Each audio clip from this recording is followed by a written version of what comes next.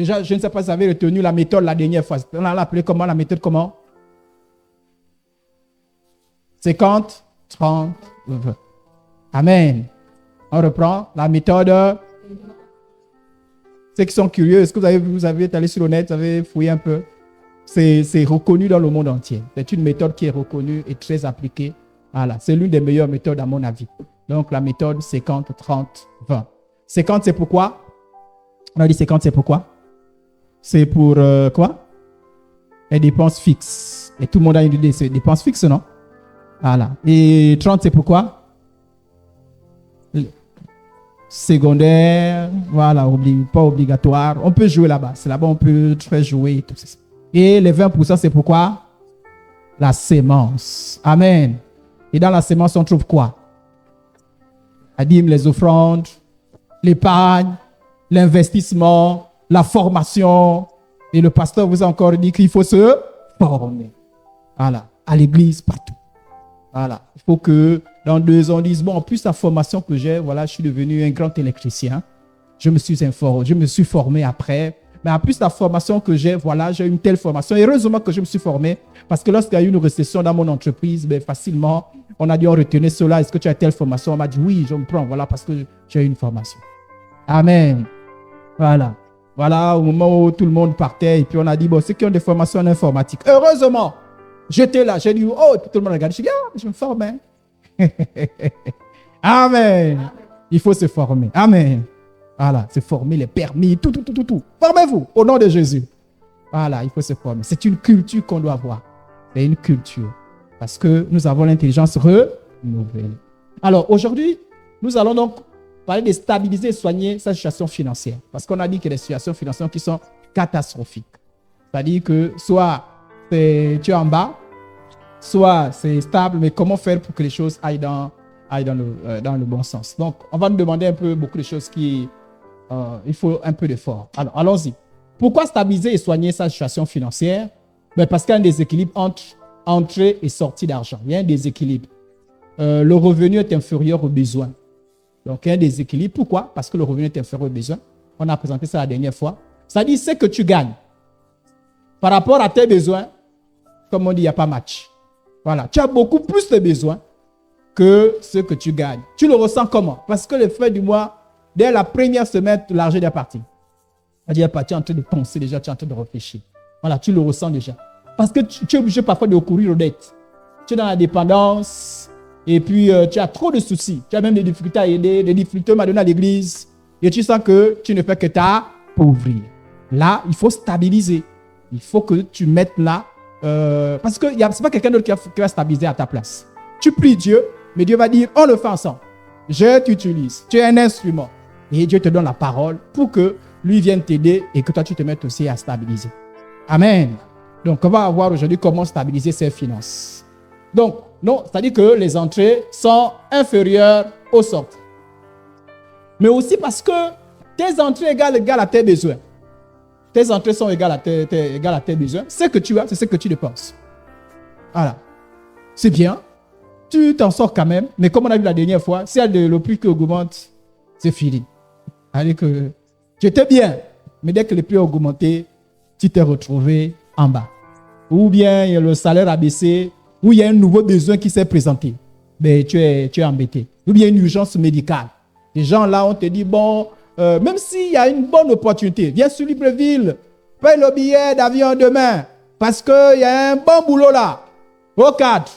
Où est l'argent? Parce que tu me dis, prête-moi, et s'il n'y a pas de prêt, ben, tu es en danger. Amen. Voilà, donc, ça aussi, c'est une situation à stabiliser. Nous avons aussi l'absence de la sémence. Donc, pourquoi revoir, stabiliser sa situation financière? Mais parce que tu n'as pas la sémence. C'est-à-dire que tu n'as pas d'investissement, tu n'arrives pas à épargner et tu n'arrives même pas à donner à Dieu. Mais ça, c'est un problème. Ça, c'est un problème. Peut-être tu manges, peut-être tu arrives à faire beaucoup de choses, mais seulement, tu ne peux pas donner à Dieu. Ça, c'est un problème. Voilà. Donc, là, ça aussi, tu as une urgence aussi qui est à ce niveau-là. Alors, mais aussi, mais pourquoi tu n'as pas la sémence? Parce que tu as une gestion désordonnée. Donc, dans la méthode 50, 30, 20, ben, peu importe ton revenu, mais tu auras toujours les 3 parts. Parce que comme on a dit, dans la méthode 50-30-20, c'est dès que l'argent arrive, tu as déjà divisé ça en 3 enveloppes. C'est-à-dire que tu as fait cette somme-là. Et je vous ai promis le fichier Excel pour que dès que vous mettez votre revenu, ben ça fait la division à votre... voilà, ça fait le partage à votre place. Donc, dès que vous introduisez votre revenu, ben ça fait le partage. 50% équivaut à quoi? 30% c'est quoi? 20% c'est quoi? Et ça divise. Mais pourquoi stabiliser? Mais parce que avant, vous ne faisiez pas ça. Avant, c'est-à-dire qu'à des moments, vous pouvez avoir des dépenses, vous n'avez pas de semences. Voilà. Ou bien, parfois, il n'y a que des dépenses fixes, mais des dépenses secondaires, vous souffrez pendant toute une année, par exemple, pas d'argent de poche. Là, ce n'est pas correct. Au bout d'une année, à un moment donné, ça fait un peu mal. Donc, une dépense un peu à une gestion désordonnée. C'est la raison pour laquelle il faut stabiliser. Alors, donc, il faut ajuster son mode de vie par rapport à ses revenus. L'ajustement consiste à quoi? Adapter son mode de vie aux revenus disponibles. Donc, c'est quoi? Quand on dit soigner et adapter, ajuster, ça veut dire qu'il faut adapter son mode de vie, adapter son revenu par rapport, adapter ses dépenses par rapport aux revenus disponibles. Donc, il faut donc réduire ses dépenses.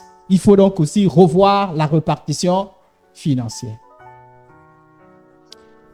Alors, la première chose, on va commencer déjà. Là, je fais juste en introduction. La première chose n'est donc pas l'action, contrairement à ce que l'on pourrait croire. Puisque lorsqu'on parle d'ajuster ou d'adapter ou de soigner ses finances, la première chose, ce n'est pas d'abord l'action. La première chose, c'est le renouvellement de l'intelligence. Je vous avais dit en début d'année que l'histoire d'intelligence là, ça va nous poursuivre toute l'année. On avait dit ça. Là, pourquoi j'ai dit l'histoire d'intelligence, il faut retenir là-dessus. Donc, la première chose, quand on veut revoir sa gestion financière, ce n'est pas d'abord agir. Il faut d'abord revoir revoir son intelligence, renouveler son intelligence. Donc, il faut le renouveler de l'intelligence. Vouloir réussir la gestion financière sans changer de mentalité est une utopie, une illusion. On ne peut pas revoir sa gestion financière sans revoir d'abord son intelligence. Pourquoi? On a fait l'expérience. Vous prenez quelqu'un qui n'a pas une bonne intelligence financière.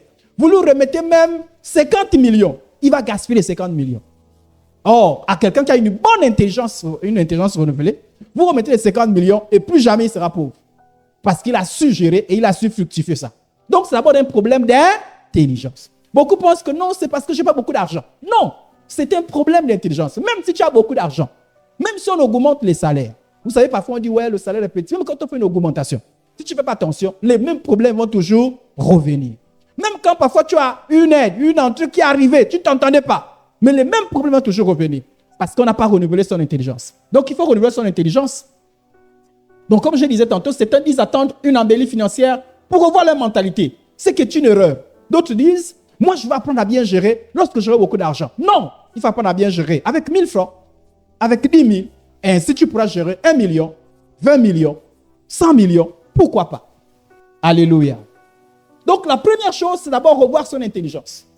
Voilà pourquoi j'ai pris quand même du temps pour insister là-dessus. Donc, la première partie ici, c'est la mauvaise mentalité. C'est une mauvaise mentalité avec peu d'argent, vous tomberez en faillite.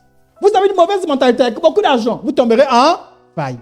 Donc, dès que l'intelligence, donc la mentalité est mauvaise, donc tu as une mauvaise mentalité, une mauvaise éducation, c'est-à-dire qu'une intelligence non renouvelée, que tu aies peu d'argent, que tu aies beaucoup d'argent, le résultat est le même. Je ne sais pas si on a compris. Donc, la première chose à faire, c'est renouveler son intelligence. Je vous ai dit que si vous acceptez de renouveler votre intelligence, avec l'argent que vous avez actuellement, vous allez voir que les choses vont changer. Vous allez évoluer. Et les autres vont vous dire, mais comment tu as fait? C'est le même argent. Voilà pourquoi vous allez voir deux personnes, le même métier, le même salaire, mais l'autre progresse. Et l'autre descend dans les bas-fonds. Pourquoi? C'est une histoire d'intelligence. C'est une histoire de réflexion. Alléluia. Donc, il faut d'abord renouveler son intelligence. Ici, tu as une bonne mentalité, avec peu d'argent, tu vas réussir. Progressivement, mais tu vas réussir. Bonne mentalité, avec beaucoup d'argent, mais tu vas réussir. Voilà pourquoi dans les grandes entreprises, par exemple, lorsqu'on veut prendre quelqu'un qui va gérer le directeur, on appelle le DAF, le directeur des affaires financières. On voit ton intelligence. On voit ta mentalité. Ça dit qu'au cours de l'entretien, on te fait parler. Et on voit ta mentalité. Souvent que tu as une mentalité brouillon, on te dit, pardon, va chercher le travail ailleurs. Si toi tu viens là, même si on a beaucoup d'argent, tu vas te mettre en faillite. Alléluia. Mais c'est la même chose qu'on voit pas au niveau de nos pays. Parfois, c'est les mêmes sommes d'argent. Il paraît que il y a 50 ans en arrière, on avait le même niveau de vie que certains pays d'Asie qui sont développés. Même niveau de vie. Mais aujourd'hui, ils sont très développés. Pourquoi? Parce que là-bas, ils ont su revoir leur intelligence. Mais nous, avec les mauvaises mentalités, on est resté pareil. Donc, ce n'est pas une histoire d'abord d'argent. Il ne faut pas dire, moi, je vais changer. Je vais appliquer ce qu'on dit quand j'ai beaucoup d'argent. Erreur! Commence à appliquer cela avec 1000 francs. Commence à appliquer cela avec 10 000. Et tu vas voir que les choses vont changer. Donc, il faut d'abord redoubler son intelligence. Voilà pourquoi, ce soir, je vous dis des choses qui vont renouveler votre intelligence. C'est-à-dire que, à vous de voir, les juger. On ne vous donne pas des choses. Non. Vous voyez vous-même. Vous jugez vous-même. Si c'est bon, vous prenez. Si c'est mauvais, vous rejetez. Mais quand même si vous rejetez, donc ça dit que cherchez ce qui est bien. Prenez, cherchez à faire. Ça dit que cherchez à votre intelligence. Par lecture de la Bible. En étudiant également. Alléluia. La Bible dit, la richesse mal acquise diminue, mais celui qui amasse peu à peu l'augmente. Ça veut dire que normalement, dans la vie de tous les jours, 2024, si Jésus n'est pas encore arrivé, mais normalement 2025, ta situation doit pouvoir s'améliorer. 2026, au fur et à mesure. Mais comment se fait-il que nous, chez nous, plus les années passent, plus les mois passent, plus on a l'impression qu'on descend. Ce n'est pas normal. Au nom de Jésus, on doit refuser ça. Amen, amen. Il faut que les choses évoluent. Normalement. Il ne faut pas que les choses... Non. Si les choses descendent, et à un moment donné, tu t'arrêtes, tu dis, Seigneur, là quand même, je veux quand même voir un peu ce qui se passe. Qu'est-ce qui se passe? D'année en année, ça ne va pas. Ça ne va pas. Et l'une des premières choses que je te propose, c'est revoir ton intelligence. Et nous allons voir ensemble. Alors, donc c'est l'intelligence. Revoir sa gestion financière n'est pas une option, mais une nécessité. Ça veut dire que ce dont on va voir ce soir-là, ce n'est pas une option si tu veux survivre. Tu es obligé de faire. Obligé. Voilà pourquoi j'ai dit, tout le monde épargne. Oh non, obligatoirement. Au départ, je vais vous donner le verset tout à l'heure. Comprendre qu'au départ, c'est difficile et cela fait mal, mais c'est très salutaire par la suite. Vous savez, les grands changements font toujours mal. Si tu veux changer, il faut pas prendre la facilité. C'est pas, non, ça fait toujours mal. Et la Bible dit, regardez ce qui suit. Le paysan s'en va. Il s'en va en pleurant, chargé de grains, de sacs de grains, quand il va planter. Ce n'est pas toujours facile. Lorsqu'on met un champ, on plante, on fait tout. On sac, ce n'est pas toujours facile. Mais, bon, nous les enfants, ce n'est pas la partie là qu'on aime. Quand ma maman m'a mené en brousse, pour aller l'aider à... on appelait ça les bicelles. Bicelles là, hein? Enlever les bicelles là. Ah. Mon frère, tu connais les bicelles là? Oh, les bicelles là, on n'aimait pas trop ça. Sous le soleil, enlever les bicelles là, on n'aimait pas ça. On aime quand c'est déjà là. Quand tu vas déraciner l'arachide par exemple. Parce que là même, pendant que tu traînes là, on bouffe déjà. Mais les bicelles là, on va manger quoi là? Et on dit, le paysan, quand il plante, c'est douloureux. Mais quand il faut maintenant revenir avec la récolte, il est dans la joie. Alléluia. Donc les semences, c'est toujours difficile. Une discipline, parce que revoir ses finances, je vous annonce déjà, il faut de la discipline. Mais la discipline, c'est pas facile. Hein? C'est difficile. Hein?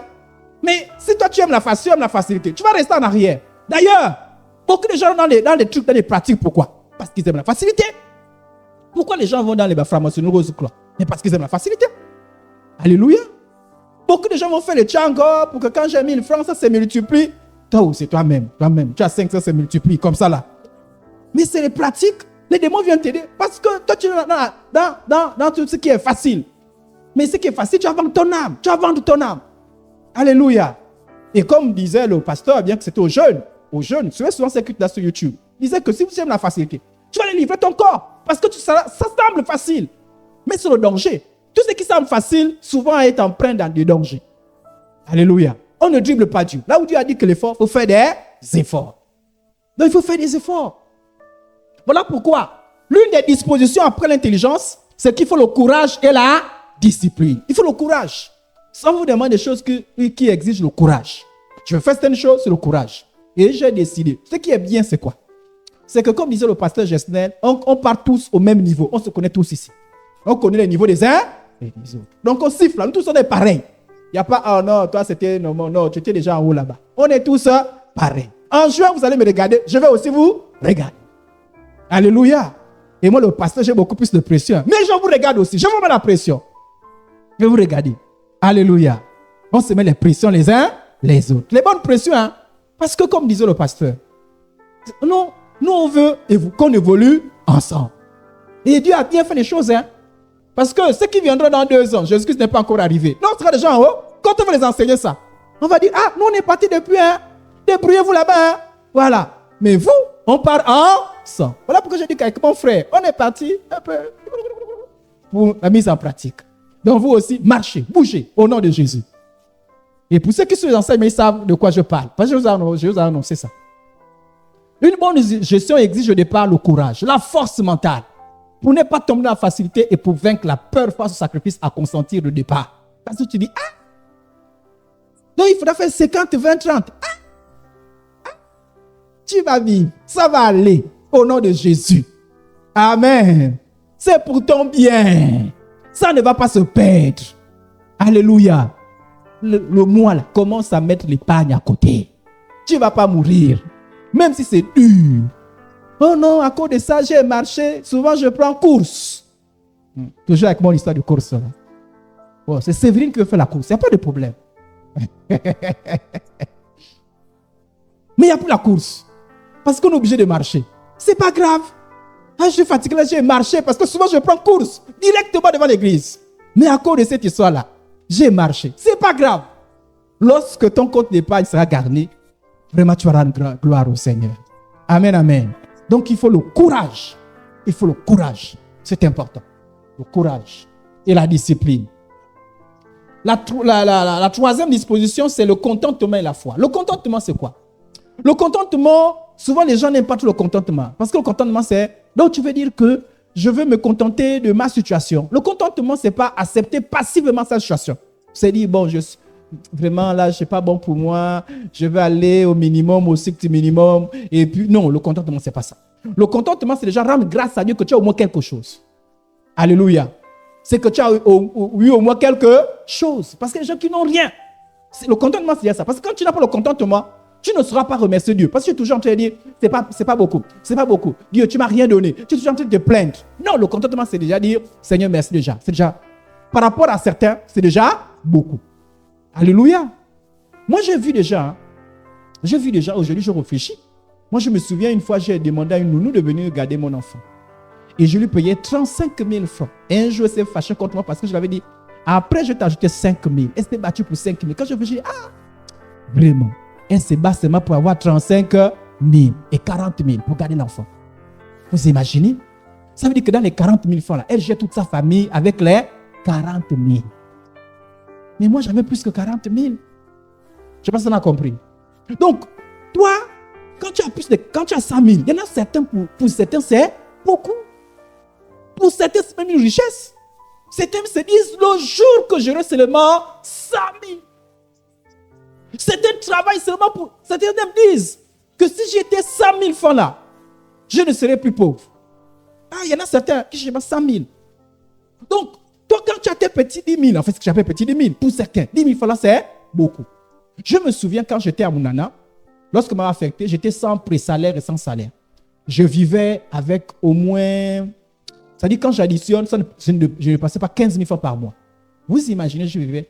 Parce que j'étais sans salaire, sans pré-salaire. Parce que moi, j'ai traîné. Parce qu'on nous affectait avec Matangoy dans les bas-fonds là-bas. J'ai refusé.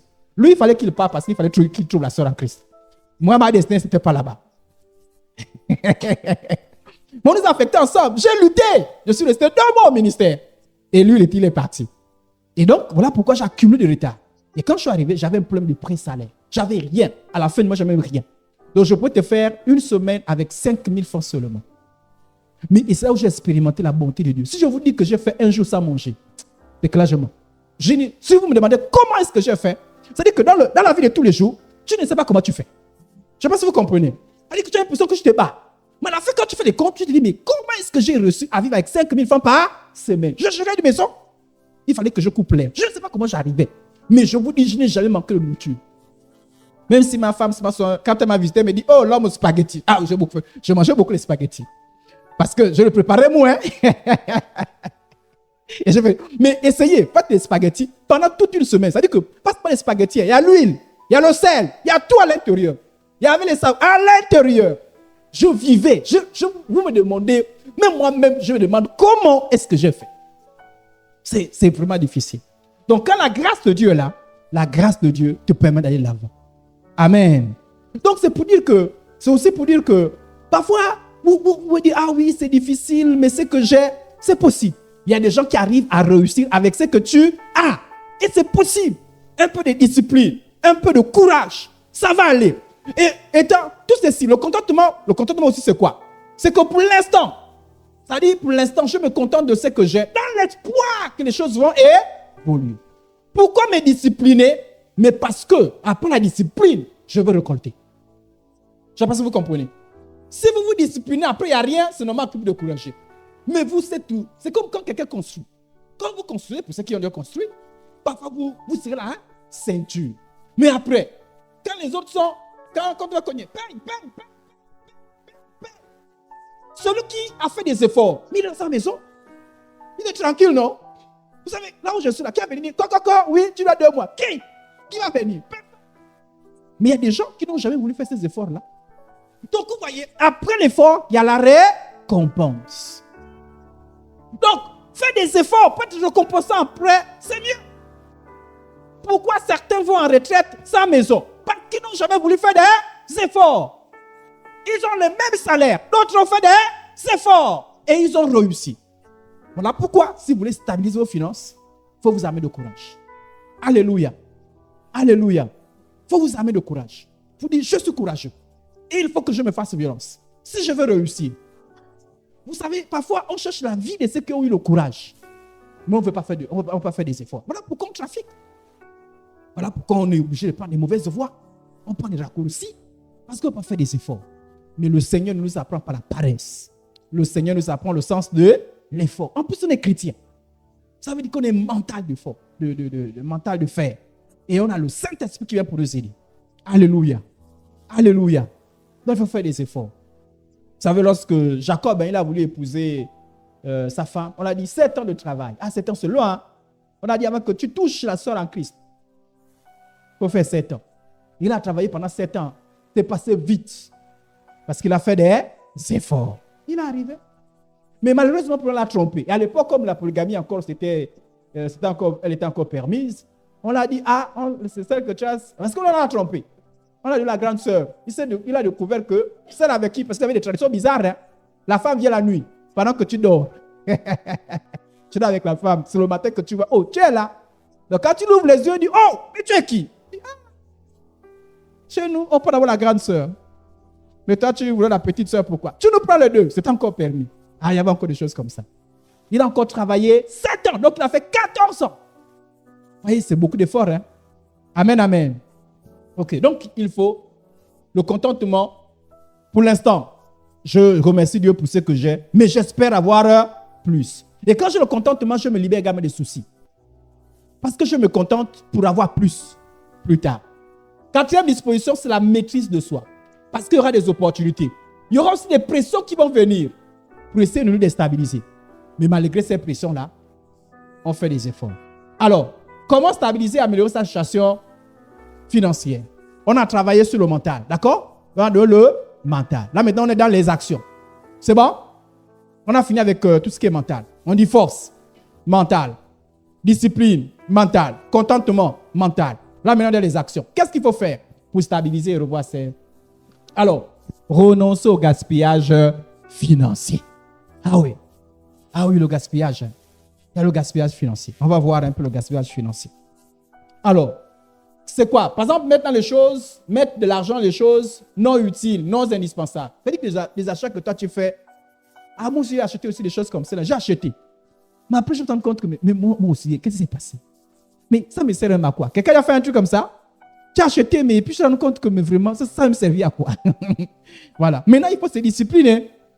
Et il est dit, alors, déjà première, et ça, j'ai appris ça quelque part, lorsque tu lorsque tu, par exemple, sors de la banque, tu sors de la banque. Si tu vois quelque chose qui coûte plus de 2% de ce que tu as, n'achète pas. Va d'abord réfléchir. Autrement dit, c'est quoi? Ça veut dire qu'il ne faut pas tout de suite jeter dans les achats. Sauf si c'est une urgence, une très grande urgence. Si tu sens que ça me donne un peu plus d'argent, va prendre le temps de réfléchir. Prends le temps de réfléchir. Sinon, tu as fait des achats compulsifs. L'achat compulsif, c'est quoi? Vous avez vu ce qui se passe quand vous rentrez dans le magasin? Mais il d'abord prendre la cuillère. Il manquait une cuillère à la maison. Tu rentres, tu dis, oh yo, oh les polos, vraiment. Mais tu es rentré avec un paquet, il va te donner la tontine. Hein, l'argent de la tontine.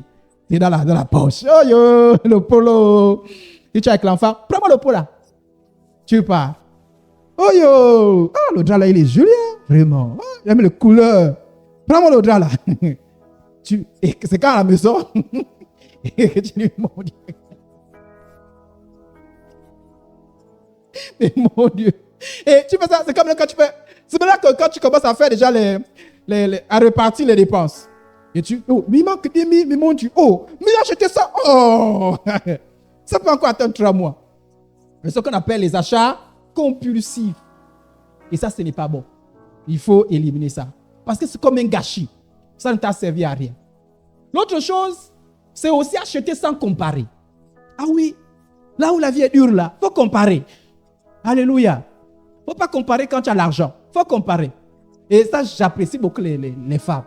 Parce que les femmes, ce n'est pas toujours le mot. Oh, j'ai découvert un magasin. Là-bas, oh, c'est chez toi. Là-bas, c'est combien? 17 000. Oh, j'ai trouvé 15 000. Et c'est pas sur le mot. 15 000. Apprenez aussi à comparer. Alléluia.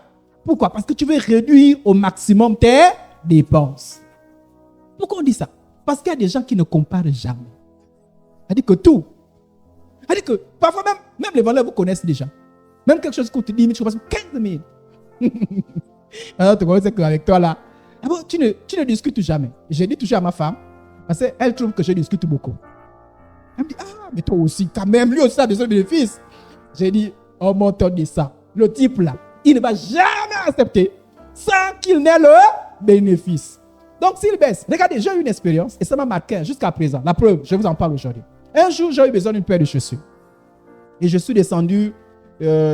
C'était censé être des chaussures prêtes à porter. Mais en fait, c'est la chinoiserie. Elle ne dure pas longtemps. Et j'ai eu besoin d'une paire de chaussures. Donc, j'ai sorti avec 20 000. J'ai dit, bon, je sais pas, avec 20 000, j'ai une paire de chaussures. Donc, je suis arrivé. Et j'ai dit, j'ai besoin d'une paire de chaussures. Et il m'a d'abord dit combien? 20 000. J'ai dit, ah, mon type. Ah, non. Moi, je ne voudrais pas acheter 20 000. Hein. Moi, je n'ai pas prévu 20 000 francs pour une paire de chaussures. J'avais 20 000, mais je n'ai pas prévu 20 000 francs pour la paire de chaussures. J'ai dit, je n'ai pas prévu 20 000 pour la paire de chaussures. Il dit, mais tu as besoin de, tu as combien? J'ai dit, non, moi. Et effectivement, je lui ai dit, j'ai les 20 000, mais ce n'est pas pour seulement la paire de chaussures. 20 000 francs, une paire de chaussures ne me satisfait pas. Donc il a discuté, 17 000. J'ai dit, non, moi, une paire de chaussures. C'était pour la paire de chaussures, hein, mais je suis parti pour discuter. J'ai eu 20 000 francs pour les chaussures, non, je ne veux pas. Et puis, comme il m'harcelait, je me suis dit, mais qu'est-ce que je lui dis? Alors, je lui ai dit, 20 000 francs en réalité est mon type. Si avec 20 000 francs, j'ai deux paires de chaussures, ça me va. J'ai besoin de 20 000 francs. J'ai besoin de deux paires de chaussures avec 20 000. Mais moi, je ne croyais pas.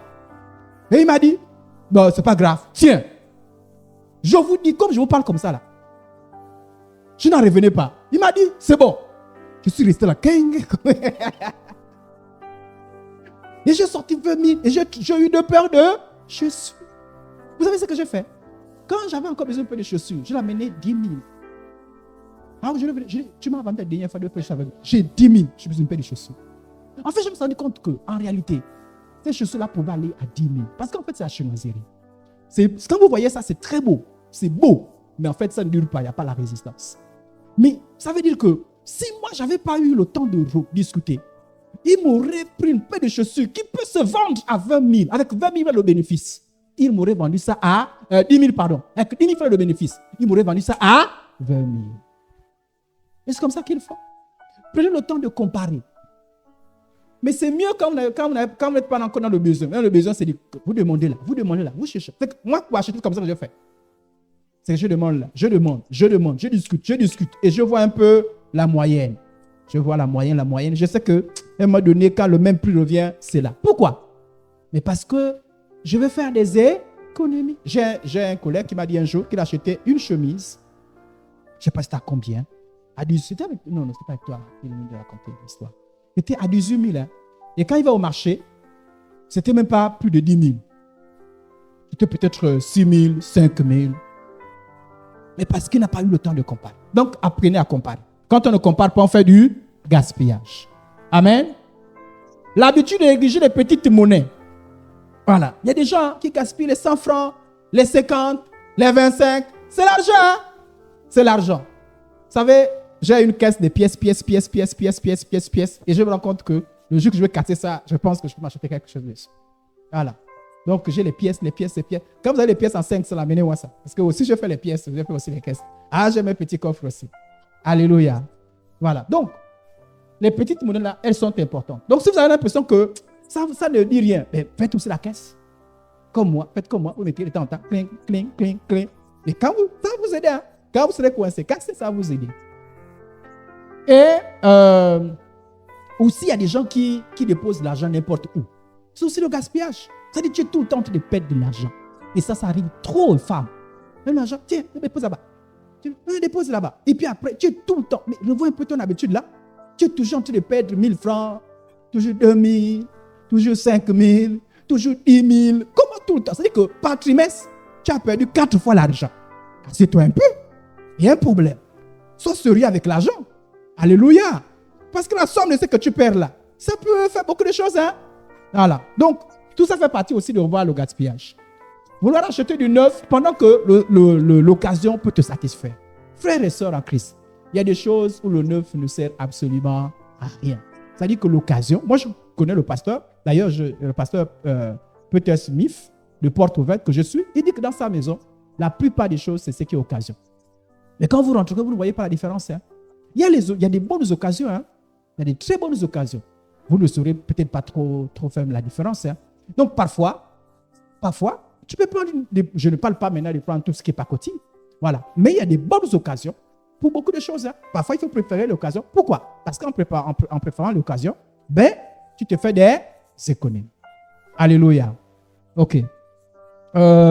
Aussi, payer un service, acheter quelque chose que l'on n'utilise pas ou peu. Il y a des choses comme ça qu'on achète comme ça. Je crois que j'avais dit en parler de ça. C'est du gaspillage. Les loteries et paris sportifs. Bon, j'ai quand même en parlé parce que normalement, un chrétien doit être libéré de ça. Et l'une des choses pour lesquelles le chrétien ne fait pas les paris sportifs, parce qu'en réalité, c'est fait pour... En fait, la loterie, hein, c'est ces gens-là, ils n'ont pas l'argent. Ils vous mettent la loterie. C'est votre argent qui permet à certains, quelques-uns, de gagner. L'argent que certains gagnent là, c'est les pièces de qui? C'est les pièces, c'est vos pièces. Au départ, ils mettent d'abord un truc au départ juste pour... Mais après, c'est vos pièces. En fait, c'est les gagnants, les perdants qui donnent un peu d'argent aux gagnants. Et j'ai remarqué bien. Beaucoup de gagnants font quoi? Font des pratiques occultes. Pourquoi? Parce que derrière ces jeux de loterie-là, il y a des démons. C'est l'une des raisons pour lesquelles le chrétien ne va pas là-bas. Parce qu'il y a des grands démons. Personne ne peut faire jeu de loterie sans aller invoquer les démons. Là, il faut être suffisamment éclairé là-dessus. Et il y a même des esprits spécialisés dans la gestion des maisons de loterie. Voilà pourquoi les chrétiens ne sont pas à l'intérieur. Mais toi, tu es chrétien, tu changes les choses. J'avais un autre, il a dit qu'il a gagné une fois. Mais après, ça va gagner une fois. C'est pas si c'était 100 000, c'est combien, je ne sais plus trop. Et il était un accro. Il était toujours, il manquait un cheval. Tout ça. Il manquait un. Tout l'argent de pratique là-bas, il manquait un. Il va te manquer un toute la vie. Et l'argent va partir. Alléluia. Bon, j'ai eu un jour une expérience avec mon père. Donc, comme il n'est pas là, c'est un secret. J'espère que quelqu'un ne va pas me livrer. Il a pris l'argent. Il m'a dit, alors ma compagne va acheter la brouette. Il avait besoin pour faire les travaux de la maison. La première maison qui a été avalée. Parce qu'il y a une première maison que la terre a avalée.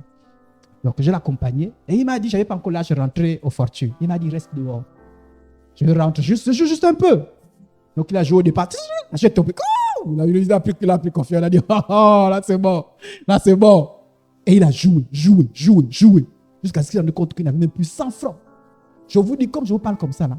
Et il ressort. Et j'ai hurlé dehors. Il dit, on part. Je dis, mais c'est qu'on dit, petit, là, j'ai perdu l'argent. Je dis, mais là, je suis fatigué, on va prendre un taxi. Il dit, peut-être, on va prendre un taxi. Ah là, je déteste mon père, quoi. Là, je marchais là, disant, mais toi aussi, quand même. Bon, je ne sais pas comment il avait fait pour justifier ça auprès de ma mère. Donc, si ma mère retourne là, viens, dans l'histoire là.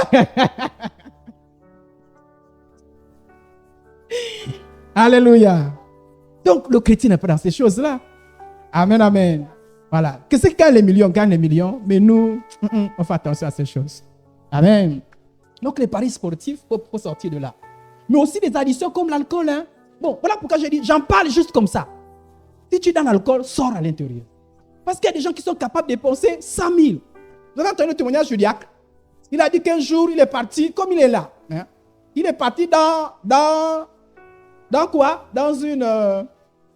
voilà. Et il avait combien avec lui? Tu as combien? 100 000. Et il s'est réveillé. Et il avait combien dans sa poche?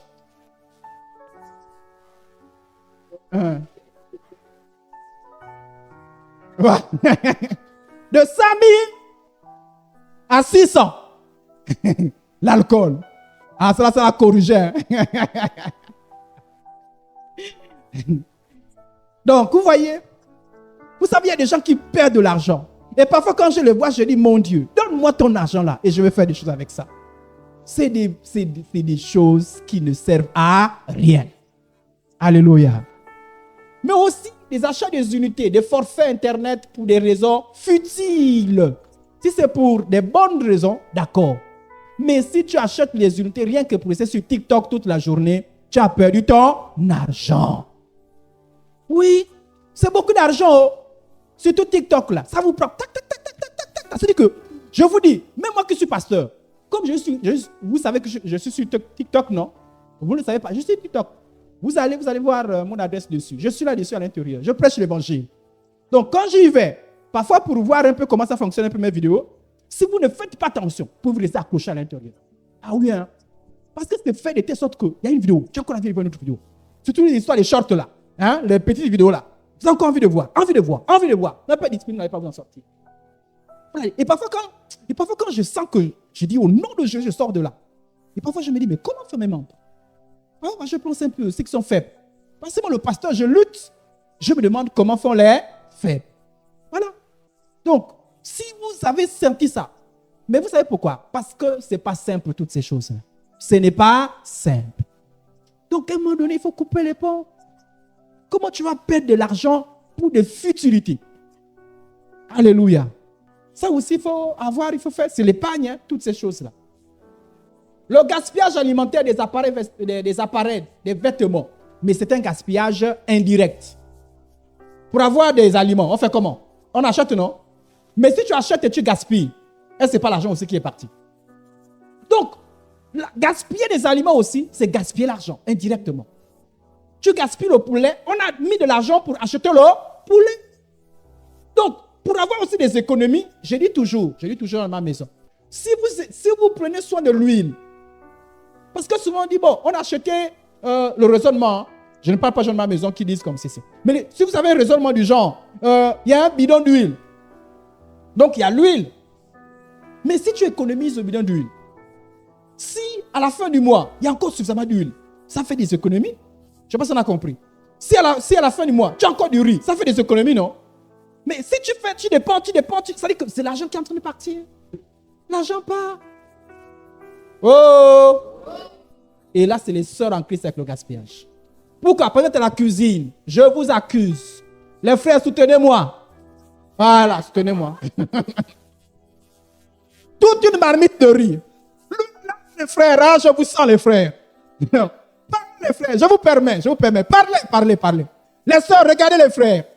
Voilà.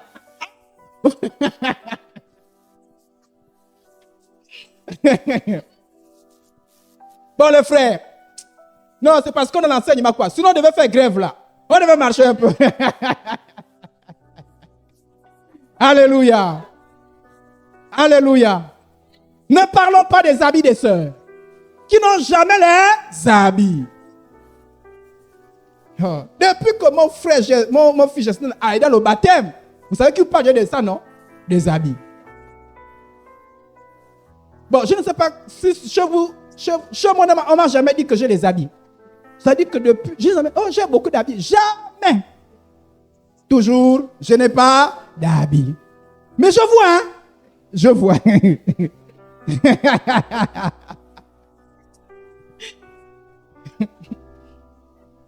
Alléluia. Oh. Bon, mieux, je ferme la parenthèse. Hein? Ferme la parenthèse. Là-bas. Alors, mais mettre son argent dans des cérémonies, des festivités sans importance. On va revenir tout à l'heure. Chacun doit donc identifier les points sur lesquels il gaspille l'argent et se résoudre à arrêter. Donc, pour stabiliser là, chacun doit réfléchir. Et ça, vraiment, il faut être sérieux. Il faut se dire, comment je fais pour gaspiller l'argent? Ben, je vais faire des efforts pour ne pas gaspiller de l'argent. Amen.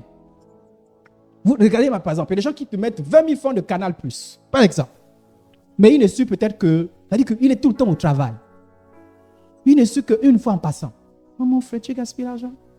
Ah, il faut réfléchir. Hein? Il faut réfléchir. Soit, fais le choix. Fais le choix. Bon, moi, puisque moi, je n'en ai plus besoin. Et vous savez pourquoi. Alléluia. Voilà. Et puis, comme je ne suis pas aussi trop télé, je suis plus dans les choses qui édifient. Alors, donc, l'autre chose, c'est acheter en fonction de ses capacités financières et non en fonction de ses envies. Alors là, je vous ai fait un schéma. Vous avez une dame, ça peut être un monsieur. Voilà. Là, ça peut être monsieur. Alors, elle a des revenus modestes. Des revenus comment? Donc, c'est moyen.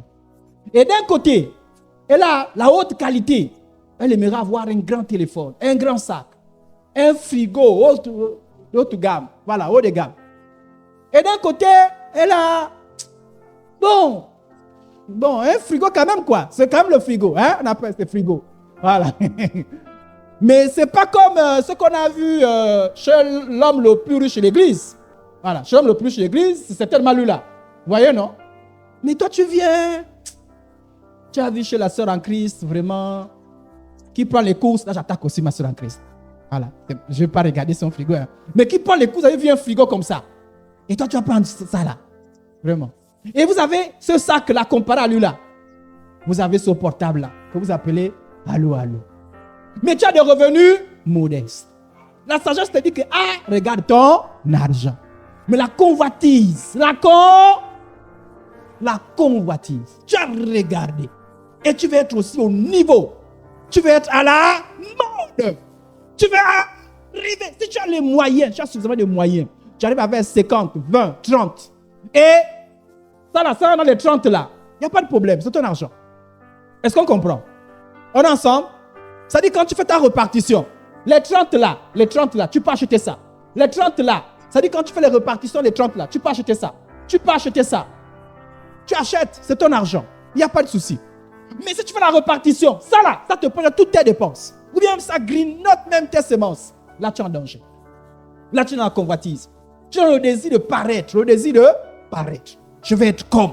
Je vais faire comme. Et ou la pression sociale. C'est-à-dire que, mais toi, tu n'as pas encore ceci, tu n'as pas encore cela. C'est ce qu'on appelle la pression sociale. Ou l'orgueil. Donc, vous voyez, très souvent, c'est l'orgueil qui va acheter ça. C'est l'orgueil. Je vais démontrer. Voilà pourquoi vous avez, par exemple, des gens qui ont des maisons, comme on dit, ton là-haut, ton là-bas. Mais qui se retrouvent avec un frigo comme ça. Franchement, je te vois, tu es ton là-haut, ton là-bas. Tu as un tel frigo. En fait, je sais qui tu es. Comme on dit, tu es un frimeur. Pour rien. Tu ne travailles pas. Tu as un grand portable comme ça. Et tu montes ça comme ça là. Si tu te moques de toi-même, c'est-à-dire que ça te sert à quoi? Ça te sert à quoi? Tu es toujours en train de commander la nourriture. Mais tu as des grands portables comme ça. Tu as un grand sac comme ça. Ça te coûte quoi? Essaye un peu de faire des économies pour améliorer ton niveau de vie. Pour revoir ta manière de faire. Alléluia. Donc, la sagesse dit, aujourd'hui, contente-toi de ça pour améliorer ta situation, pour que demain, tu sois capable de prendre ça. Je pense qu'on a compris. Ça ne veut pas dire qu'on te condamne à rester là. Non, ce n'est pas ce qu'on dit. Ça veut dire que pour l'instant, si tu prends ça, tu vas avoir des soucis. Je pense qu'on a compris. Tu prends le portable là, après, tu vas demander, tu vas avoir des dettes. Tu as un portable comme ça et tu as des dettes. Ce n'est pas sérieux. La santé te dit, pour l'instant, fais d'abord ça. Revois ta situation. Améliore-toi. Demain, pour que tu dois avoir ça sans souci. Si quelqu'un a ça sans les soucis, gloire à Dieu. Je ne sais pas si on a compris. Si tu as ça sans les soucis, sans les dettes, et en épargnant toujours, gloire à Dieu. Mais si tu as ça, tu as les soucis. Tous les jours, les soucis. Je te regarde. Et si tu es mon fidèle, après que je t'ai enseigné, viens demander l'entretien. Viens demander, oh, prie pour moi, je ne comprends pas ce que... Tu ne comprends pas. Tu ne comprends pas. Tu es sûr que tu ne comprends pas. Tu ne comprends pas. Ça dit que tu ne comprends pas quoi? Comment tu ne comprends pas? Alléluia. Est-ce que vous savez que certains démons, qu'est-ce qu'ils font? Vous savez, certains démons, parfois justement, ils veulent l'intelligence. Hein? Certains démons font quoi? Ils te gaspillent l'intelligence. Pour que tu achètes ça, quand tu achètes ça, tu auras des problèmes après. C'est tout. Oh, mais même quand tu vas chasser les démons, après toi-même encore, tu repars encore les dépenses que tu ne peux pas pour l'instant. On ne te dit pas que n'achète pas, mais on te dit que pour l'instant, ce n'est pas un bon choix. Pour l'instant, ce n'est pas une bonne décision. Je ne sais pas si on a compris. La chair dit quoi? Aujourd'hui, prends B, c'est à la mode. B, c'est ici. La chair te dit, oh, pardon, c'est à la... Même si peu importe tes revenus, et même pour avoir ça, même tu vas m'emprunter. Et c'est ça que le pasteur va parler de ça. C'est-à-dire que même pour avoir ça déjà, tu vas emprunter. Alors, je viens un téléphone, oh les gars, dernier niveau, avec intelligence artificielle. Est-ce que tu peux me prêter 200 000? Mon Dieu, tu n'es même pas capable de donner 200 000. Et tu prends ce que tu as emprunté, tu vas prendre un téléphone. Pitié. Bouni.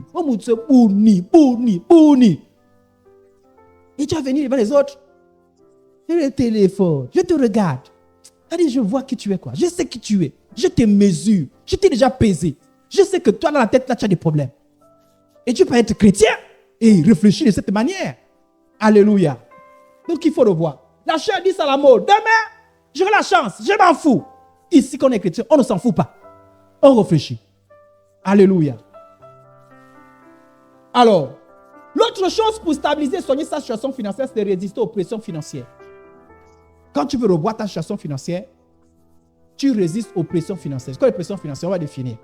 Les pressions financières, c'est toutes les demandes d'aide, justifiées ou injustifiées, raisonnables ou non, venant des amis, des parents, des collègues, des frères et sœurs en Christ, dans l'église. Donne-moi, aide-moi, soutiens-moi, prête-moi, aide-moi. Et tu te retrouves embêté. Allô? Tonton, tantine, je t'avais demandé, non? Allô? Et tu te retrouves avec une liste vraiment. Ça, on appelle ça les pressions. Et il y a des gens qui sont, nous aussi, on n'a pas fait les pressions aux gens aussi. Hein. Il y a des gens qui sont forts dans les pressions. Hein. Tonton. Vous savez, aujourd'hui, quand je réfléchis, je dis, nous aussi, quand même, à l'époque, hein. Nous, les enfants, on faisait aussi les pressions. Hein. Alléluia. Mais parfois, quand tu subis les pressions, il y a des gens qui subissent les pressions. Hein. C'est-à-dire que toi, tu es en train de survivre, mais tu as des pressions. Demande d'aide. Faire part. C'est pas mauvais. Mais ça dit qu'il y en a beaucoup de choses. Il y a telle chose. L'église aussi. Allez, bon. Les engagements. Qui donne 50 000. Allez. D'abord, 30 000 francs pour les instruments. 20 000 francs pour les carreaux. 10 000 francs pour le crépissage. Hey! Et tu dis, mon Dieu. C'est tellement qui filme les églises, hein, qui disent, je m'en sortis comment? Tu donnes 20 000, on te dit non, encore. Ça, c'était pour le crépissage. Maintenant, pour les tôles. Tu donnes pour les tôles, on te dit non, ouais, pour les chaises. Tu donnes pour les chaises, tu veux pour les instruments. Et je retrouve là coincé. Et on appelle ça là après. Et certains n'arrivent pas. C'est-à-dire que c'était quand il y a l'argent comme ça là. C'est-à-dire que tu es obligé de donner. Tu es dans l'obligation de. Quand tu veux revoir tes finances, je vais vous donner. Le pasteur comme ça donner des conseils là-dessus. Quand tu veux revoir tes finances, la première chose, la Bible dit, la bonne volonté. La Bible, non. On peut lire 2 Corinthiens 8, 12. On est ensemble, hein? 2 Corinthiens 8, 12. La bonne volonté, quand elle existe, est agréable en raison de ce qu'elle peut et non de ce qu'elle n'a. Yuri. Amen.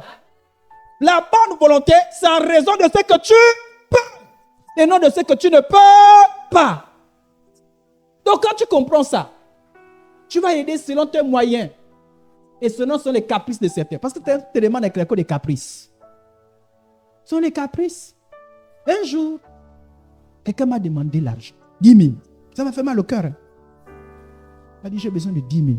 Et je l'ai trouvé 10 000. On a fait un effort avec ma femme. On avait les crédits, les problèmes. J'avais fait un faux.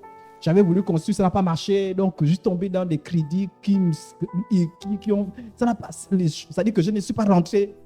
Le prix ne m'a pas profité. Ça m'a créé plus de problèmes. Alors, il m'a dit 10 000. Je dis, d'accord, on va aider quand même quelqu'un. C'est quand même quelqu'un va demander. Vous savez, quand il a appelé 10 000, on était ensemble dans la voiture. Il s'est arrêté. Il allait faire quoi? Il allait faire forfait, canal, plus. Je dis, comment? Vous n'avez pas compris? Il allait acheter les chaînes avec mes 10 000. J'ai regretté, sincèrement.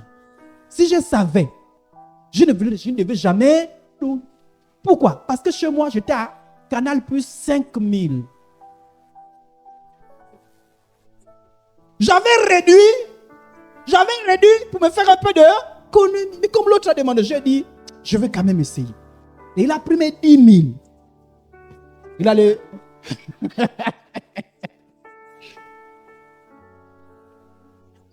Ne soyez pas comme ça.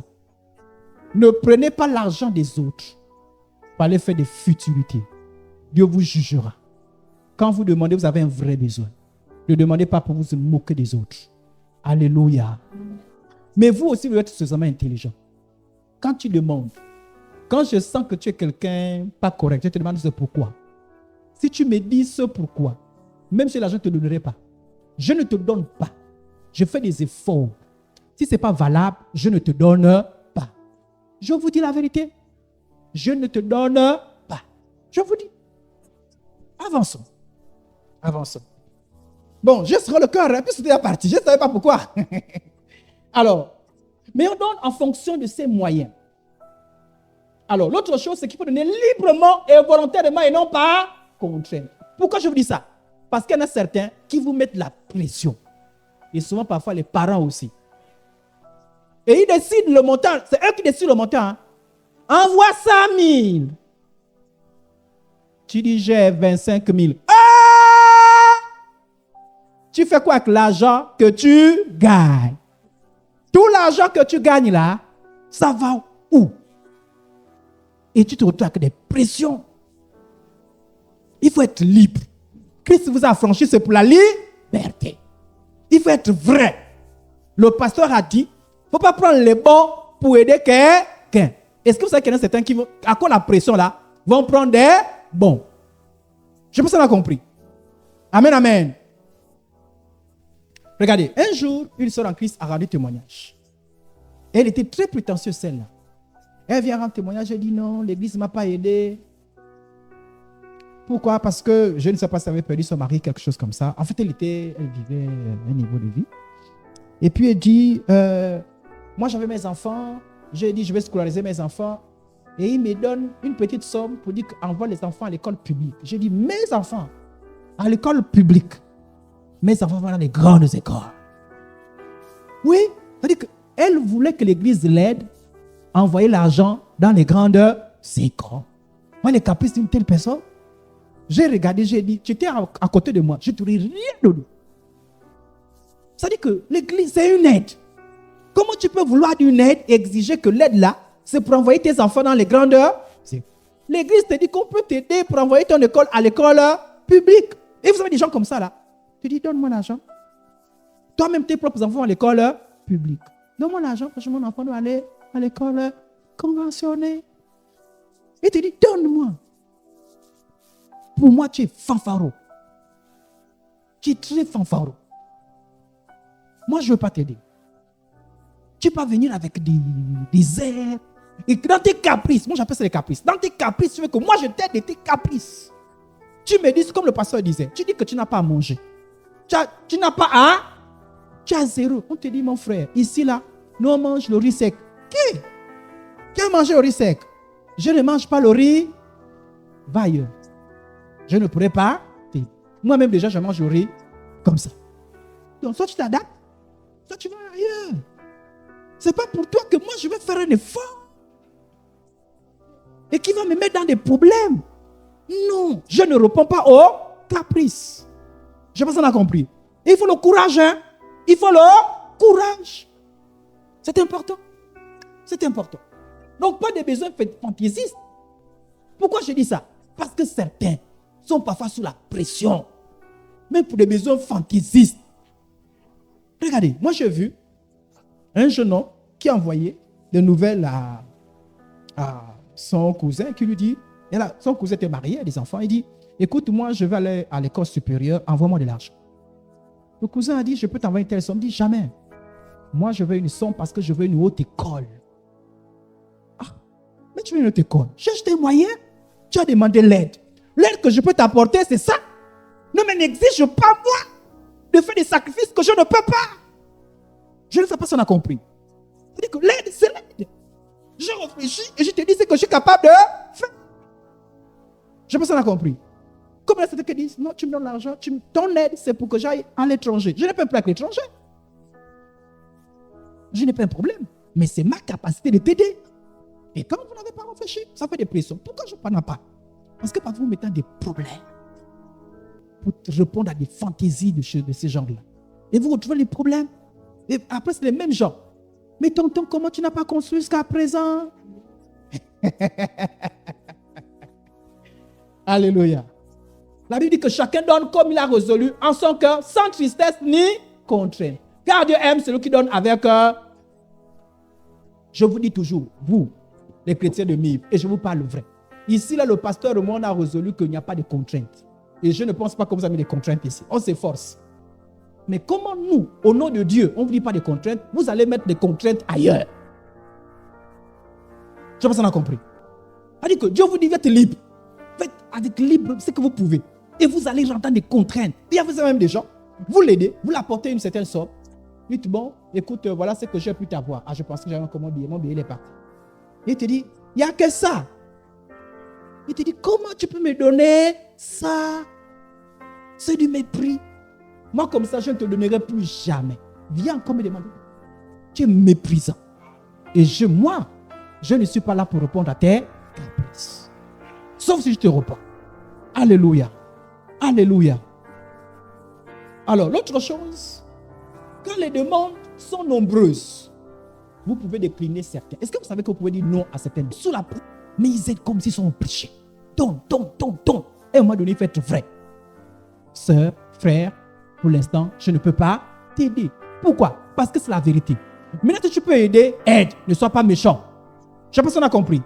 Alléluia. Alléluia. Si tu peux aider, ne sois pas méchant. Viens en aide. Car Dieu aime la bonté. Je ne sais pas si on a compris. Aide. Aide quiconque demande. Mais si tu ne peux pas, dis non. Je ne peux. Et cela, tu fais comment? Pourquoi? Parce que tu aides sans réfléchir. Tu vas te retrouver dans des situations compliquées. Des situations compliquées. Et parfois, vous voyez des problèmes dans les couples. Hein? Parce qu'on a mis la pression sur la femme. La femme allait mettre la pression sur l'homme. La pression sur l'homme. L'homme allait mettre la pression sur la femme.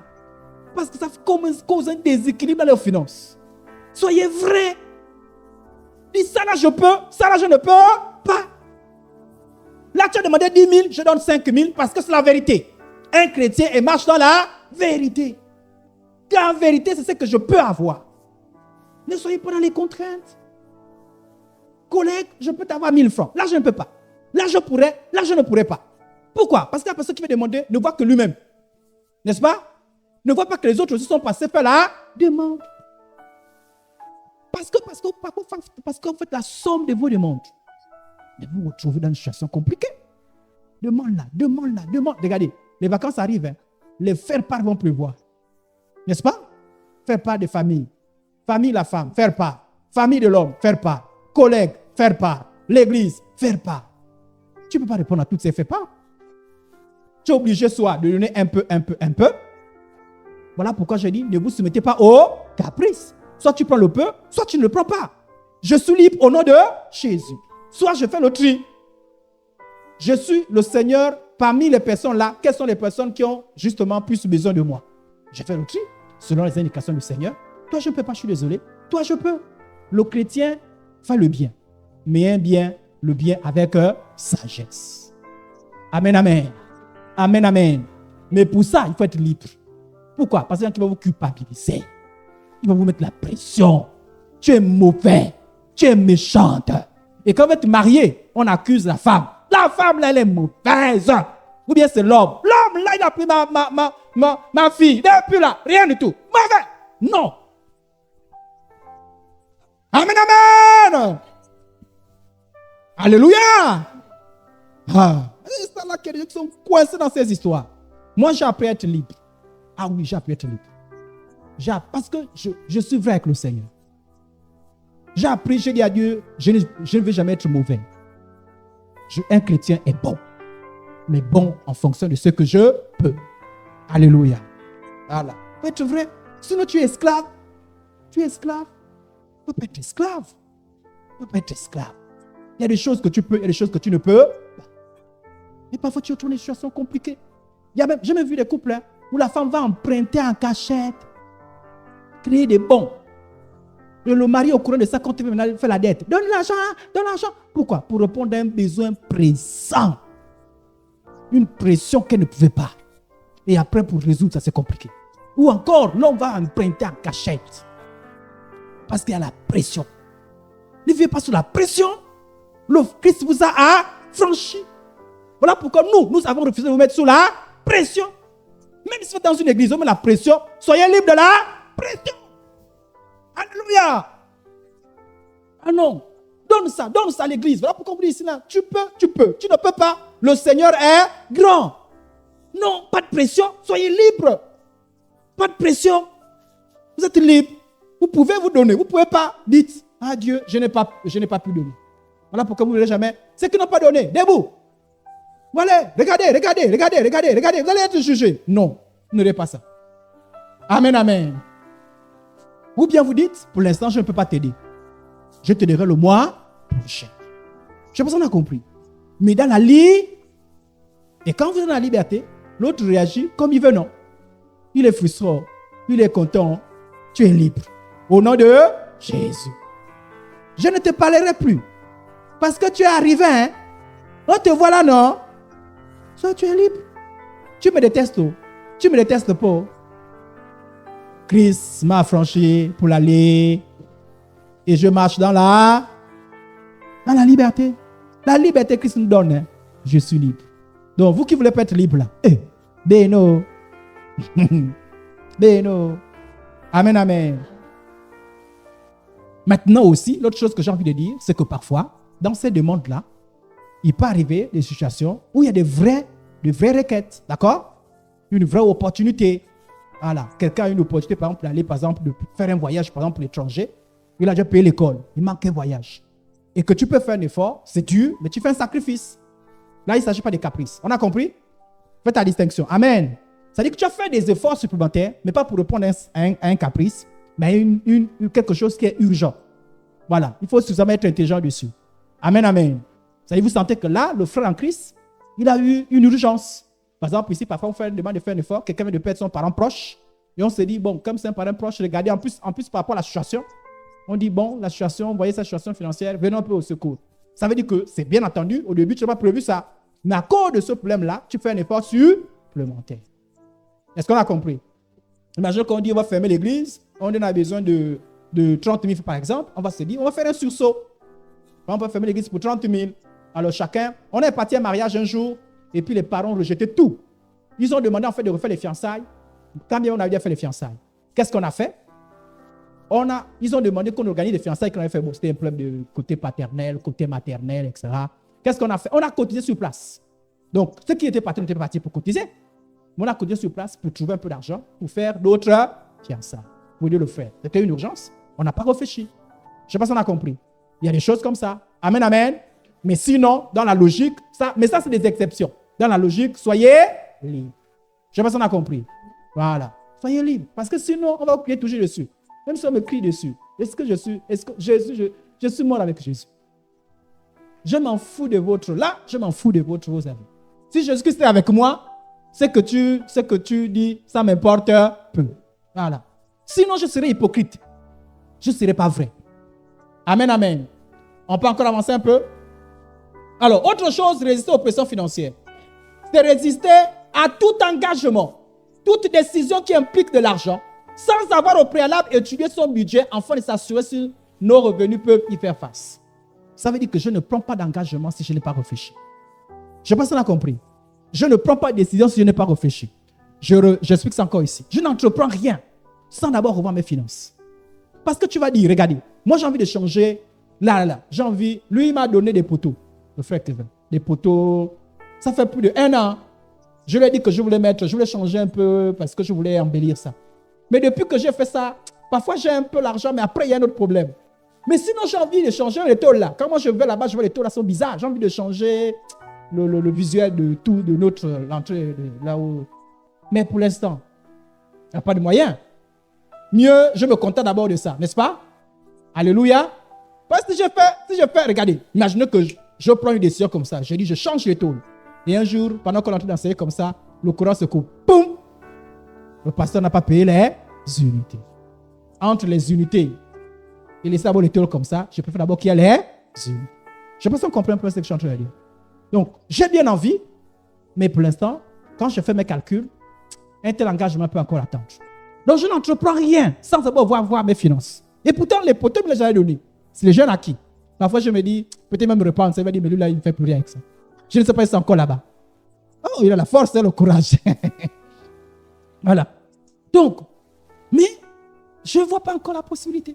N'entreprenez rien sans d'abord voir vos finances. Pourquoi? Il y a des gens qui entreprennent, surtout la fin du mois. La fin du mois, j'envoie les enfants prendre les poteaux et puis je fais. Parce que je vois l'argent. Mais après la semaine, où est le taxi? Oh. Donc tu as fait ça, je n'ai pas pensé au taxi. Le courant, non. On réfléchit d'abord. Et quand on réfléchit, surtout les sœurs en Christ, là je vous attaque. Les sœurs en Christ, quand elles réfléchissent, elles ne réfléchissent que sur une chose. Si elles voient marmite, elles ne voient que marmite. Entre-temps, les hommes et les sœurs en Christ, ça peut réfléchir comme les hommes. Les hommes, bon, peut-être pas tous les hommes, hein, aussi c'est pas toutes les sœurs en Christ. Les hommes voient marmite, eau, gaz, taxi, lopin. Les hommes ont une vision globale. Je ne sais pas si on a compris. Voilà pourquoi il est capable de te dire marmite pour l'instant on ne peut pas. Pourquoi une vision large? Mais toi tu vois que marmite. Pourquoi? Parce que tu vois que marmite, tu vas satisfaire la marmite. Mais après tu te rends compte qu'il n'y a plus le courant. Il n'y a pas le gaz. Tu as la marmite, il n'y a pas le gaz. Prépare déjà. Il y a la pluie. Tu veux parler dehors. Prendre le bois. On fait comment? Je ne sais pas si on a compris. Donc, ne prenez aucun engagement sans d'abord voir vos finances. Donc, quand vous prenez les engagements, toi, tu es chrétien que moi j'ai enseigné. Tu as pris un engagement. Après, l'argent, je te regarde. Tu t'es forcé de prendre ça. Tu t'es obligé. Qui t'a envoyé? Et c'était obligé. Oh! On est ensemble? Vous me regardez puis on dira, faut me regarder, on est ensemble. On n'entreprend rien sans d'abord voir tes finances. Ça veut dire que si moi je suis en train de faire quelque chose, ça veut dire que tu as réfléchi sur tes finances. On a compris? Ça veut dire que si moi je passe, je vois mon frère, Matango qui est en train de faire maintenant le soubassement d'une autre maison. Je comprends qu'il a revu ses finances et il a vu qu'il est en mesure de le faire. Mais si je vois qu'il a fait ça le 26, le 4, je vois il y a Sifa et les enfants qui marchent par l'école. Pourquoi? Matango a dit qu'il n'a plus l'argent de taxi. Je vais appeler mon frère. Je dis, mon frère, pourquoi tu fais des choses comme ça là? Pourquoi tu es méchant comme ça là? Tu as une maison avec toi. Comment tu mettrais un soubassement et mettre les enfants? Est-ce que tu es préparé mentalement? Dis non, c'est pas moi. Je n'avais pas réfléchi. Je dis, hé mon frère, qu'est-ce qui s'est passé? Il faut réfléchir. On est ensemble? On n'accepte rien sans réfléchir à ses finances. J'ai besoin de 10 000. Je réfléchis d'abord à mes finances. Je t'invite à venir à mon mariage à Kulamutu. Je réfléchis d'abord à mon argent d'abord. Est-ce qu'en faisant un voyage aller-retour, est-ce que j'aurai encore de quoi vivre? Je ne sais pas si on a compris. Je n'adopte pas un nouveau mode de vie sans réfléchir à mon argent. Je ne dis pas à partir d'aujourd'hui. J'ai vu le pasteur Lucas, il mange, il fait son petit déjeuner, il y a les petits pois, il y a les œufs, il y a les saucissons. Moi, à partir d'aujourd'hui, sœur Sifa, tu as vu chez le pasteur là-bas. Toi, tu me fais un petit déjeuner, tu mets le pain au beurre. Moi, quand tu vas faire le marché, aujourd'hui, mais c'est quoi? Il y a les œufs qui vont s'ajouter, non? Il y a les petits pois, non? Il y a la mayonnaise, non? Il y a les saucisses, non? C'est l'argent, non? Tu as réfléchi. Mais après, le taxi. On marche. Vous comprenez ce que je suis en train de dire? Ça veut dire que je ne change rien. Je ne dis pas je suis déjà en mode Ohanza, sans réfléchir. C'est beau, c'est bien. Mais je réfléchis.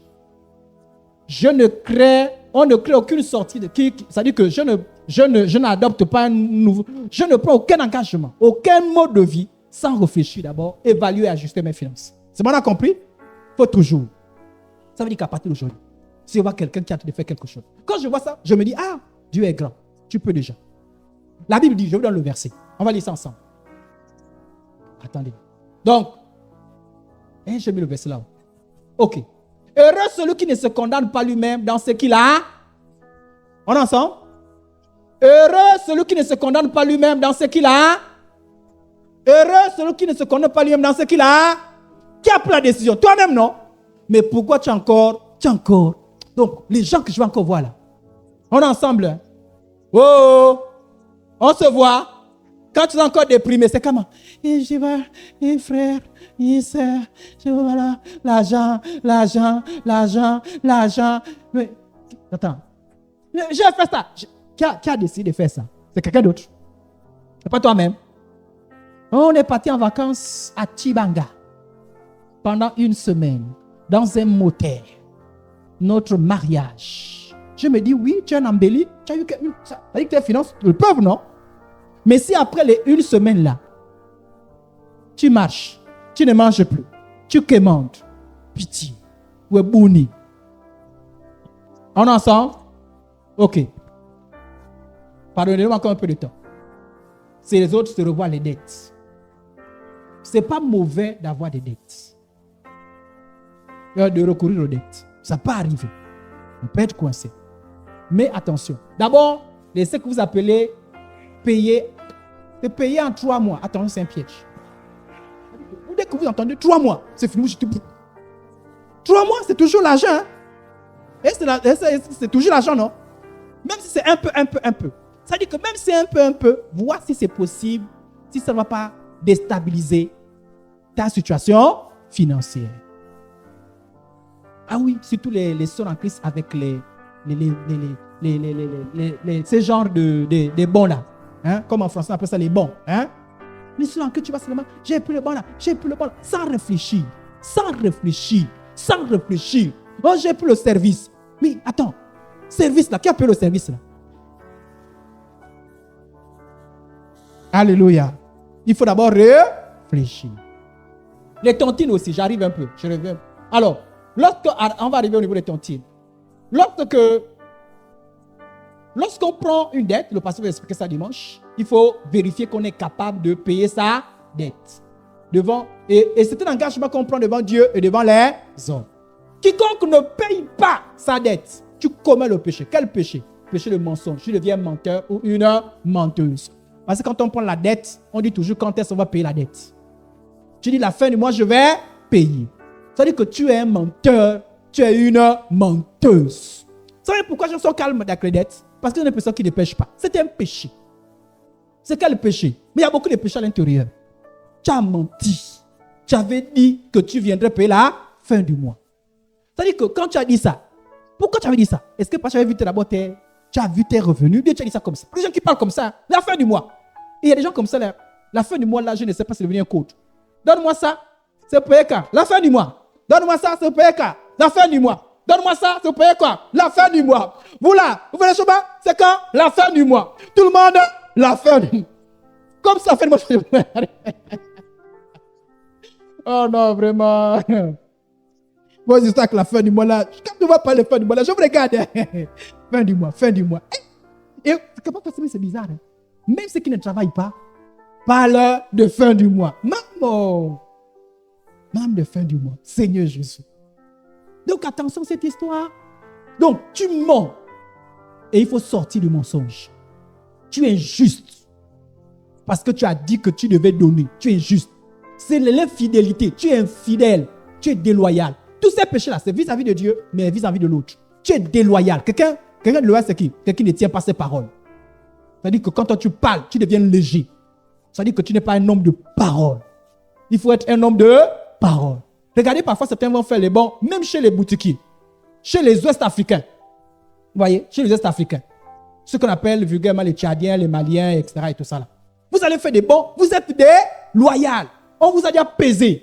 On sait que toi là, je parle à l'église. Et l'église. Et en plus, c'est quoi? C'est la méchanceté. Quand tu ne payes pas le bon. C'est la méchanceté. Quand tu ne payes pas tes bons. Quand tu ne remets pas l'argent de trou, c'est la méchanceté. Et en plus, à cause de cela, le nom de Dieu que tu portes est blasphème. Parce qu'on voit ton histoire. Et c'est même chose que je suis le pasteur. Hein. Je vois ton pasteur. Ce n'est pas bon, frère et sœurs en Christ. Mais tout ça, c'est pour dire quoi? Que, attention, ne prenez pas les bons.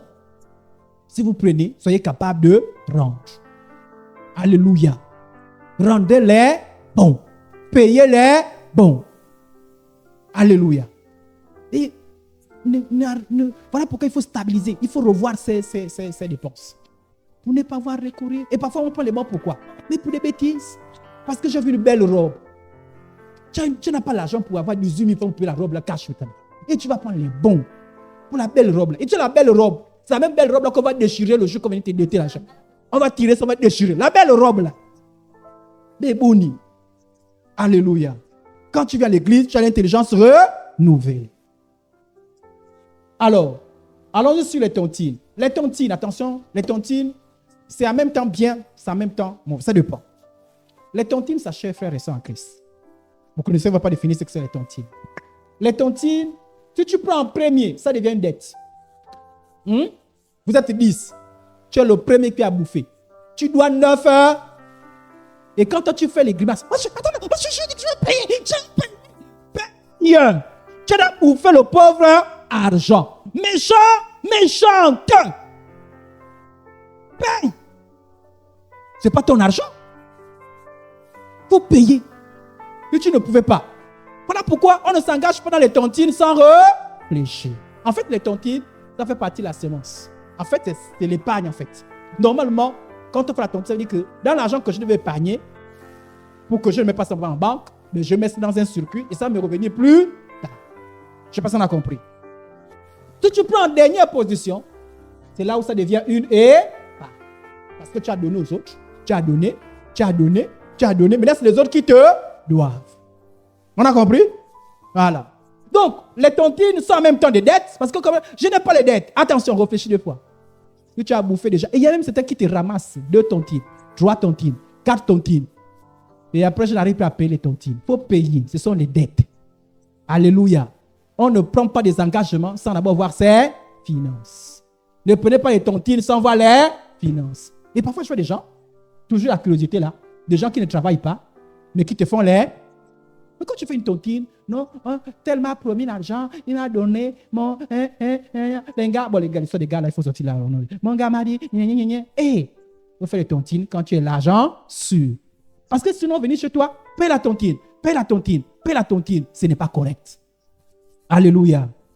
Amen, amen. Donc, on va revenir un peu plus tard sur la tontine. Alors, je termine, 5 minutes. Pour stabiliser et soigner sa situation financière, toujours prélever la sémence dans ses revenus. Ça, c'est un engagement que vous devez prendre. Peu importe la situation. Et toujours la sémence. On a compris? Voilà. Toujours 50, 30, 20. Toujours avoir l'argent de côté. L'argent peut t'aider à construire. Peut t'aider à avoir quelque chose. On ne sait jamais. Toujours. Ayez un compte de paille. Créez un petit quelque chose. Si vous n'avez pas de compte, même un Airtel Money qui est là, coincé, bloqué, qui est l'épargne. Alléluia. Tous ceux qui travaillent là, ayez des comptes d'épargne. On est ensemble? En juin, je vais vous demander, pas combien vous avez de compte d'épargne. Si vous avez quand même, vous sentez que votre épargne a quand même évolué.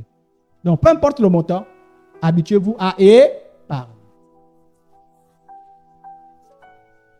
Il faut toujours. Alors, il me reste 4 minutes. La vanité dans les obsèques. On est toujours en train de stabiliser. Regardez les frères et sœurs. Je vais aller vite. Vous savez, nous les Africains, on est comme sur la malédiction. Je ne comprends pas cette histoire. C'est-à-dire qu'on a des problèmes, mais notre argent ne sort, comme disait le pasteur.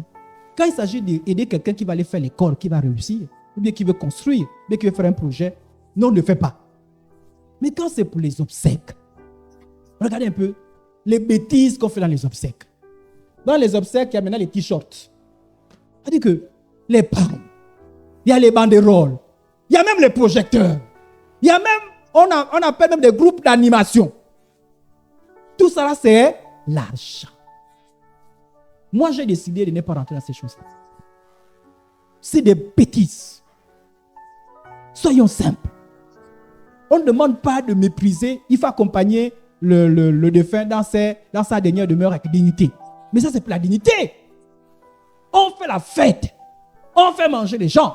On loue les choses. On fait les choses dans la simplicité. Vous allez faire quoi avec les pailles?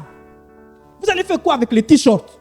Avec les banderoles? C'est-à-dire que si tu n'as pas les banderoles, c'est comme si tu n'avais pas... Ça, c'est quelle histoire? Il y a même certains, ils paraissent... Comment vous appelez ça? Vous appelez ça comme les petites choses qu'on décore là. L'on dépose le corps là. Non, la chapelle.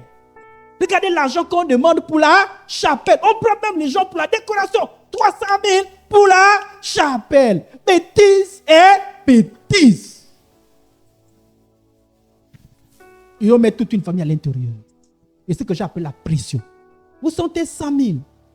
Quand tu réfléchis beaucoup, quand tu vois que c'est les bêtises, moi je suis pas obligé de donner 100 000. C'est des bêtises et des bêtises. Qui c'est pour acheter le cercueil? Mon argent va sortir. Il faut bien qu'on l'enterre. Si on peut d'ailleurs. Si c'est pour faire le minimum, c'est-à-dire que c'est ce qui est correct. Il y a même des gens qui font les tours des villes déjà. Oui, tours des villes. Mais ça arrive, non? Avant les projecteurs là, il y avait que quelques-uns. Tout le monde déjà, d'accord. Il y a le projecteur, photo couleur. Il faut beaucoup de choses, beaucoup de choses. Des fleurs, des quoi. Et comme je le disais une fois, on oublie les enfants qui sont restés. Le veuf ou la veuve. Regardez la maison. Parfois, cette maison, Chica, tiens. On a dépensé près de 2 millions, 3 millions pour les obsèques. La maison qui est Chica, tiens. 1 seul million refait toute la maison. Et personne n'a le courage. Et c'est là où les chrétiens sont abrutis. C'est-à-dire que les noirs sont abrutis. Quand on est chrétien, on sort de ces choses. Alléluia. On sort de ces choses. On n'est plus dans ces choses. Mais, ne me dites pas amen. Parfois, c'est nous les chrétiens qu'on voit devant, non. C'est nous les organisateurs, non. Devant. Et même quand il n'y en a pas, c'est pas nous qui crions. Mais comment il n'y a pas la chapelle? Et tu regardes, qui pleure comme ça là, c'est un frère en Christ, c'est une soeur en Christ. Et c'est un païen, on comprend. Qui t'a dit que la chapelle va faire revenir la personne? Sortez de là au nom de Jésus. Les mariages compliqués. Sortons de ces choses-là. Sortons. Non, je ne parle plus, je ne fais pas les commentaires. On va revenir là-dessus. Le pasteur n'a qu'à parler de ces choses-là. Non, sortez de ces choses-là. Il y en a même beaucoup qui restent il y en a certains qui restent même dans la fornication. Parce qu'ils veulent, ils disent non, tant qu'on n'a pas les t-shirts, les quoi, on ne se marie pas. Donc entre fornication et les t-shirts, toi tu as choisi t-shirt. Tant qu'il n'y a pas t-shirt imprimé. Moi j'ai vu de ces grands mariages-là. Les photos partout. Jusque sur les bouteilles. Mais après le mariage. Et pitié. Pitié. Et c'est même pas un mois, hein? C'est toute une année. Pitié. Bébouni. Sortez de ces choses. Dans les fêtes, c'est vous. Les fêtes inutiles. Quelqu'un va vous improviser une fête. Non, les retraites de deuil. Ne donnez pas votre argent à les retraites de deuil. C'est les cérémonies inutiles. Sortez de là. Tu me dis, retraite de l'argent. Je ne te donnerai jamais l'argent. D'ailleurs, le chrétien n'a pas l'argent dans n'importe quoi. Je vais chez un ganga, tu n'auras jamais mon argent. Retraite de deuil, jamais mon. Tout ça là, tu ne reçois pas mon argent. Mon argent va dans des choses qui sont essentielles. Mais ces choses qui nous appauvrissent. Il y a des familles qui sont capables de t'organiser des obsèques. Tu regardes. Et puis on dit, oh, mais non, l'obsèque là, vraiment, non. Mais après, regarde leur vie. Incapable. Payer les cours de quelqu'un qui va à l'école. Ça peut payer le centre de formation de quelqu'un. Apprendre et faire un métier et vous évoluer. Alléluia. Et le problème, c'est la pression financière, la pression qu'on met dessus. On te dit donnez, donnez, donnez. Parfois, il faut dire. Et on te donne la somme. Hein. À cause des obsèques, là, 200 000 francs chacun. Obsèques, 200 000. S'il n'y a rien, si par exemple les petites familles, là, il n'y a rien. Oui, pour le cercueil, pour des choses. Oui, c'est rien. Mais si je vois que l'argent qui circule, c'est des bêtises, donnez-moi 200 000. Oh, Jésus m'a affranchi. Je suis libre au nom de... Mais ce n'est pas que les gens ne voient pas ça. Hein. Les gens voient, hein. Personne n'a le courage. Parce qu'on a l'impression que tu vas tuer 2 fois la personne qui est. Ça, c'est quelle histoire? Tu vas tuer 2 plus. Tu vas le tuer encore une fois de plus. Mais il est mort. On le tue encore 2 fois comment? Et toi aussi, tu es chrétien, tu es là. Oh, tu vas tuer 2 fois la personne là. Oh non, mais non, vraiment. Sortons de ces choses-là. Quelqu'un organise sa fête. Il dit, viens à ma fête. Moi. Bon, on s'arrête là. Que Dieu nous aide. Amen, amen. Ok. Donc, ouvrir un compte d'épargne. Amen, amen. Mettre en place un projet, ça on reviendra dessus. Le pasteur nous aider sur attention aux engagements et toutes ces choses. Mais je veux qu'on bouge et commencer à réfléchir. Pasteur, on va terminer avec le fichier là. Hein. On va finir avec le fichier parce qu'il y a quelques réglages. J'ai essayé un peu, je n'ai pas encore fini. Ça va me prendre peut-être 1 heure. On va vous donner, mettre à disposition ce fichier là. Commencez déjà, ayez l'épargne, apprenez à donner à Dieu et le Seigneur vous bénira. Ajustez vos dépenses, même si pour l'instant ça va être difficile, mais dans 5 mois, 6 mois, 1 mois, je suis sûr. Parce qu'après, quand l'épargne grossit, on pense on réinvestit. Votre situation financière va évoluer et que vous soyez des personnes bien stables. Alléluia. Rendons grâce au Seigneur, prions. Mon Père, mon Dieu, merci pour l'enseignement. Ta parole vient pour nous rendre libres. Ta parole vient pour nous affranchir.